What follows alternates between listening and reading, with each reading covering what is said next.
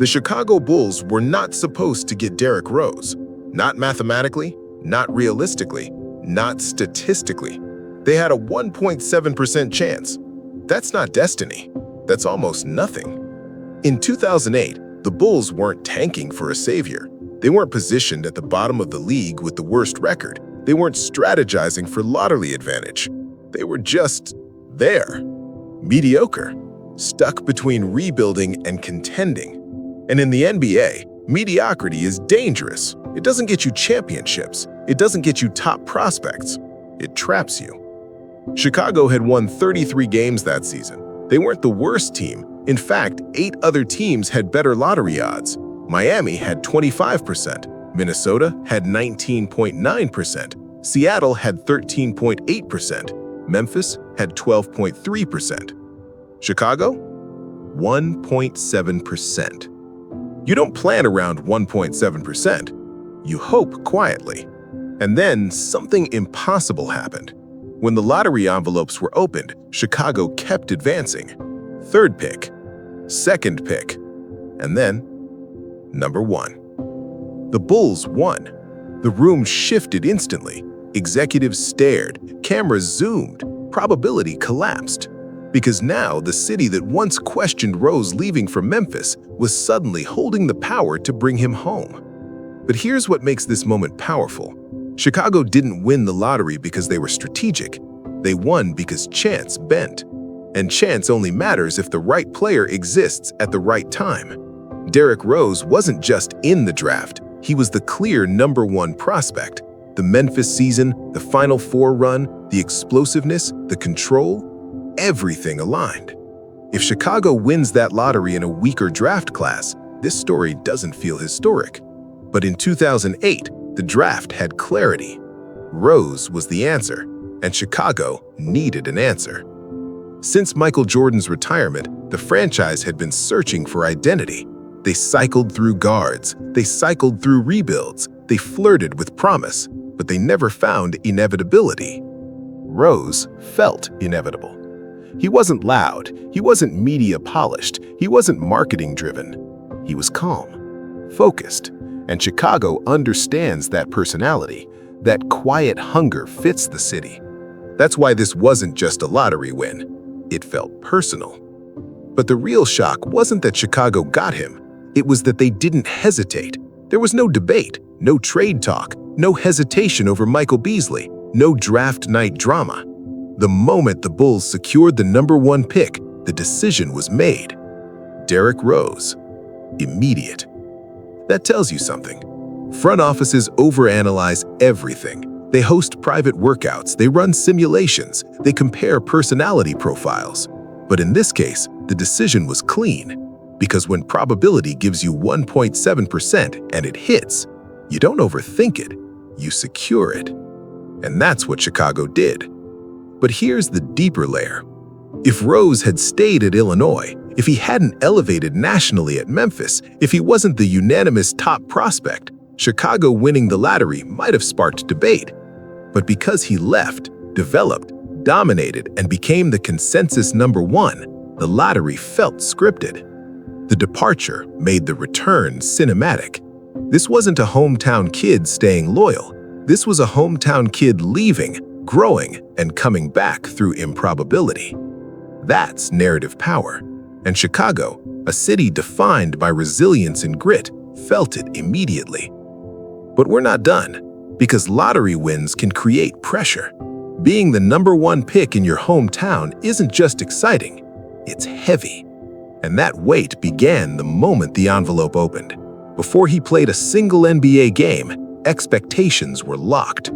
Savior, franchise face, future, all from 1.7%. And sometimes, the most dangerous number in sports isn't 25%.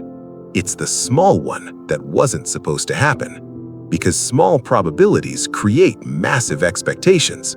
And Derrick Rose walked into Chicago carrying both. By the time draft night arrived in June 2008, the decision wasn't suspenseful, it was ceremonial. The Chicago Bulls had already done the internal evaluations. They had reviewed Memphis film repeatedly. They had assessed character, leadership, projection. But the truth is, the debate ended the night the lottery hit. Because once you move from 1.7% to number one overall, you don't complicate clarity. Derrick Rose wasn't just the best player available, he was the cleanest fit available. Chicago didn't need a scoring forward. They didn't need positional redundancy. They needed direction. The franchise hadn't found a long-term answer at point guard since the post-dynasty era. They needed someone who could control pace and carry expectation without demanding attention. Rose fit that description perfectly. Draft analysts talked about his explosiveness. Scouts talked about his body control. Executives talked about something else: poise. For a 19-year-old, Rose didn't look overwhelmed under bright lights. During Memphis's Final Four run, he looked composed when games tightened. That trait translates more reliably than athleticism. Athleticism fades, composure scales. And on draft night, Chicago wasn't gambling on flash. They were investing in stability. When the commissioner stepped to the podium and announced, with the first pick in the 2008 NBA draft, the Chicago Bulls select Derrick Rose, it didn't feel shocking. It felt correct. There were no gasps, no surprise murmurs, no internal debate leaks afterward, just confirmation. Rose stood up calmly, suit sharp, expression controlled. Not animated, not overly celebratory. That matched his personality. Reserved, focused, slightly distant from spectacle. It's important to understand something about hometown draft picks. They carry extra pressure. If they fail, it feels personal. If they struggle, the city feels responsible. Chicago wasn't drafting an outsider. They were drafting one of their own. And that creates weight. But here's the key detail. The Bulls didn't draft Rose because he was from Chicago. They drafted him because he was the best player in the class. The hometown connection amplified the story. It didn't drive the decision. That's why there was no hesitation. Beasley was talented. Kevin Love would later become a multiple-time All-Star. Russell Westbrook was in that draft class too. But at number one, the board wasn't chaotic. It was clean. Rose's Memphis season, even under investigation cloud, solidified his projection. Chicago's front office wasn't reacting emotionally. They were responding to clarity. And clarity in a draft class is rare. This wasn't a reach. This wasn't a risk disguised as upside. It was a decision that aligned probability with preparation. The city reacted immediately because this wasn't just a prospect. It was a storyline. The kid who left, the kid who grew, the kid who returned through improbable odds. It felt cinematic, but underneath the emotion was something simpler: competence.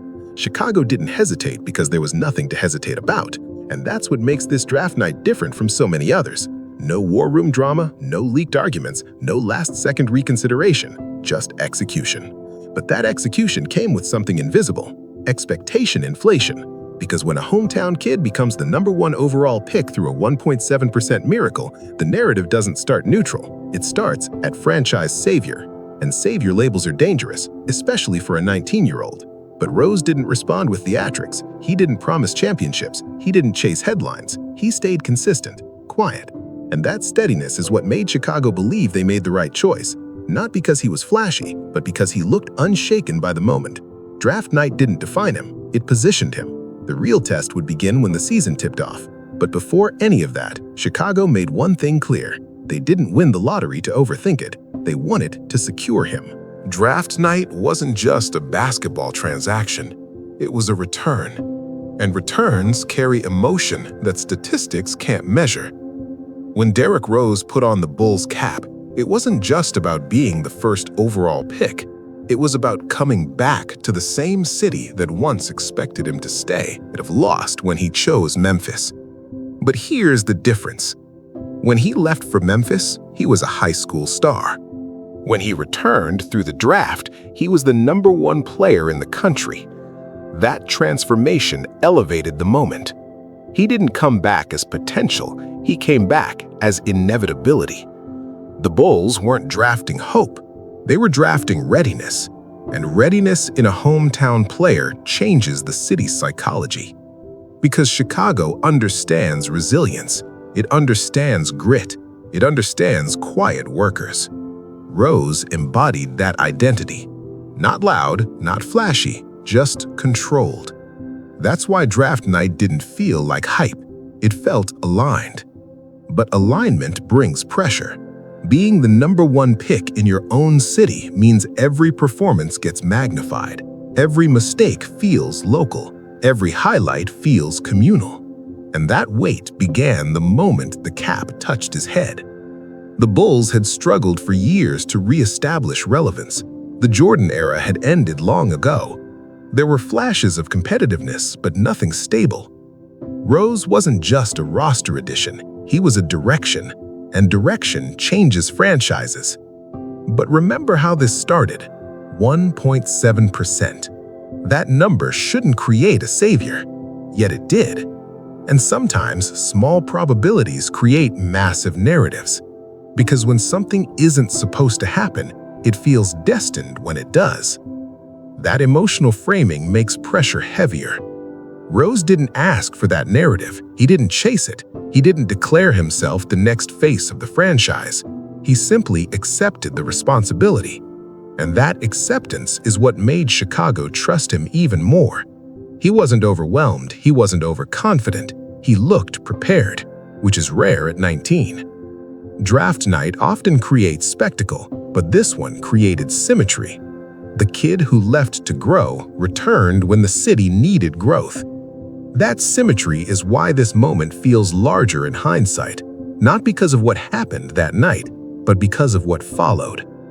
The easiest way to describe the 2008 draft lottery is luck, but luck without preparation is meaningless. Chicago had 1.7%, but Derrick Rose had already done the work to make that 1.7% matter. That's the key. If he doesn't dominate at Memphis, if he isn't the clear #1 prospect, if controversy shakes confidence, Chicago winning the lottery becomes complicated. Instead, it became simple. And simplicity is powerful in sports decision-making. The Bulls didn't hesitate, because hesitation only exists when doubt does. There was no doubt about Rose's projection. The only question was probability, and probability bent. But here's what truly changed. Before draft night, Chicago was searching. After draft night, Chicago had direction. That shift altered expectations immediately. Tickets mattered again. Energy shifted. The franchise had identity. And identity in sports isn't built through transactions alone. It's built through belief. The 1.7% wasn't just about math. It was about belief colliding with opportunity. And when that collision happens, it creates momentum. Rose's rookie season would validate the choice quickly, but the emotional investment began before he played a single NBA minute. That's what makes this draft night different from others. It wasn't just selection, it was reunion. It wasn't just probability, it was preparation meeting chance. And it wasn't just luck, it was alignment. Because sometimes in sports, small numbers create big eras. The Bulls weren't supposed to get him, but they did. And once they did, they didn't overthink it. They didn't second-guess it. They didn't complicate it. They simply secured it. That's what makes the 1.7% powerful. Not because it was unlikely, but because when it happened, it felt inevitable.